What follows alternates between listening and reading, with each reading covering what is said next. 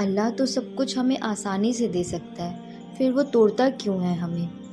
کیونکہ ہم جب تک ٹوٹتے نہیں ہیں تب تک اللہ سے جڑتے نہیں ہیں۔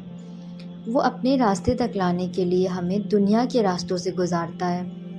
وہ آزمائش اس لیے نہیں لاتا کہ وہ ہم سے مقابلہ کر کے ہمیں ہرانا چاہتا ہے، بلکہ وہ تو آزمائش اس لیے لاتا ہے کہ ہم سمجھ سکیں کہ یہاں مقابلہ تو بنتا ہی نہیں۔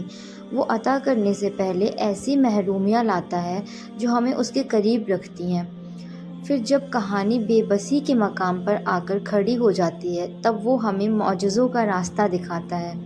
صبر سے تڑپتا ہوا منظر بس اللہ کے کن کہنے سے پہلے تک ہی ہوتا ہے، پھر آخر میں وہ ہماری کھوئی ہوئی ہر چیز کو واپس اس کی جگہ پر ہی رکھ دیتا ہے۔ وہ اتنا رحیم ہے کہ ایسی دیری تو لاتا ہی نہیں جس کے بعد ہمارے لیے قبولیت نہ ہو۔ دعاؤں کی قبولیت کا انتظار کرنا بھی آزمائش ہے، جب آپ کو وہ دعائیں مانگتے ہوئے ایک لمبا عرصہ گزر چکا ہوتا ہے اور ان کے جواب کا کہیں سے بھی پتہ نہ ملتا ہو۔ یہی دعائیں تو ہیں جن کے لیے اللہ نے اپنے معجزے بنائے، ورنہ اور دعائیں تو بن مانگے بھی مل جاتی ہیں آسانی سے، لیکن ایسی دعائیں جو ممکن نہیں لگتی ان کے لیے کرشمے ہوتے ہیں، ان کے لیے کرامات ہوتے ہیں، ان کے لیے کن سے کام بنایا جاتا ہے۔ وہ تو ان دروازوں کو بھی کھول دیتا ہے جن پر تم دستک نہیں دیتے، پھر وہ ان دروازوں کو کیوں نہیں کھولے گا جن پر تمہارے بار بار جانے کے نشان ہیں۔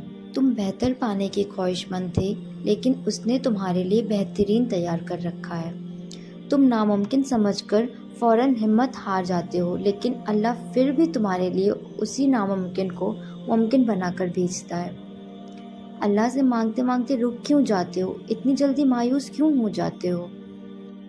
جانتے ہو اللہ نے تمہارے اس صبر کے بعد تمہارے لیے کچھ بہت خاص تیار کر رکھا ہے۔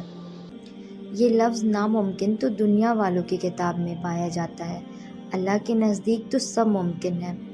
اس دعا کے بعد، اس صبر کے بعد تمہارے لیے قبولیت کی خوشخبری ہے۔ اس آزمائش کے بعد تمہاری خواہشوں کا پورا ہونا ہے۔ اس مشکل کے بعد اللہ نے تمہارا وقت بدلنا ہے۔ اس بے بسی کے بعد اللہ نے ہر ناممکن کو ممکن کرنا ہے۔ اس اندھیروں کے بعد اللہ کے رحم کی روشنی آنی ہے۔ اس صبر کے بعد تمہارے صبر کا صلہ ہے۔ اس تاخیر کے بعد تمہارے لیے کن کا معجزہ ہے۔